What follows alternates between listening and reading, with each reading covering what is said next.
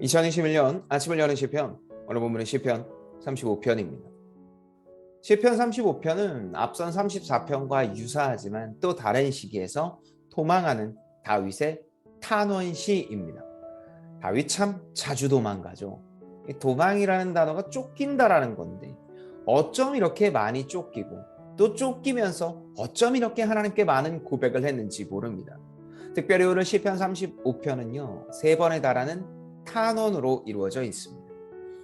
첫 번째 탄원은 1절부터 10절까지 나옵니다. 1절부터 10절을 읽을 때 여러분은 어땠습니까?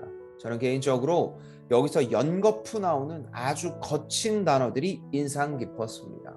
일상에서 우리가 하는 거친 욕과 같은 단어들이 나오죠. 왜 이랬을까요? 그리고 하나님을 향해서 이는 어떻게 이렇게 고백할 수 있었을까요? 왜냐하면 그의 현실이 참으로 처절했기 때문입니다. 제가 앞에서도 이야기를 한 것처럼 정말 다윗은 어쩜 이렇게 자주 쫓기고 어쩜 이렇게 위험 상황이 많은지 모릅니다. 한두 번도 아니고 몇 번에 걸친 이 현상을 보면서 다윗은 아마도 자신의 현실이 참으로 처절했을 것이라고 고백을 합니다. 그렇게 그 고백을 하고 난 뒤 두 번째 하나님 앞에 고백하죠. 11절부터 18절의 말씀인데요.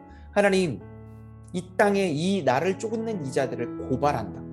그리고 제발 좀 나를 돌아봐 달라고 이야기를 합니다. 내가 분명히 죄를 지은 것이 아님에도 불구하고 그들은 나를 쫓고 있고 나의 생명을 위협한다고 이야기를 합니다.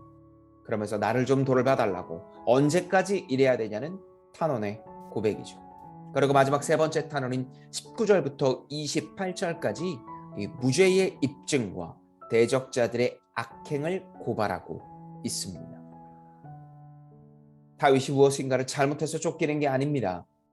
하나님의 뜻을 따르듯 살다 보니 위협감을 느끼는 거죠. 그러다 보니 다윗은 그들의 악행을 하나님 앞에 이야기하며 주님 좀 이제는 나를 돌아봐 달라고 이야기를 합니다. 대부분의 사람들이 거기서 마치죠. 믿지 않는 사람들도 하나님을 향해서 그렇게 이야기합니다.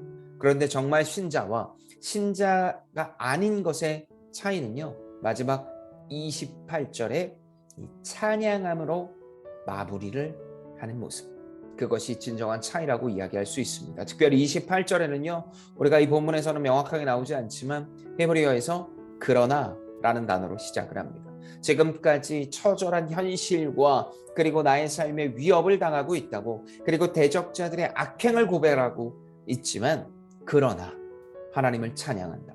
그러나 하나님의 은혜를 기억하는 하루 인생이 될 수 있게 해달라고 고백하는 다윗의 이 온전한 고백이 우리의 고백이 되었으면 합니다. 오늘 하루 어떤 일이 어떻게 일어날지 모릅니다. 그러나 하나님께서는 그러나의 은혜를 기억해 하라고 우리에게 말씀하시니 역전의 하나님, 회복시키시는 하나님을 온전히 경험하게 되는 우리가 되기를 예수님의 이름으로 축복합니다. 하나님 아버지, 내가 할 수 있는 일보다 할 수 없는 일이 더 많음이 큰 것을 깨닫게 하십니다. 주여, 무력한 인생 속에서 하나님의 선하심을 보며 오늘을 살아갈 소망을 보여주소서. 되게 주 안에서 온전한 하루를 보내게 하시고 주님만 의지하게 하여 주시옵소서.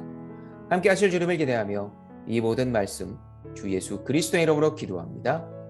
아멘.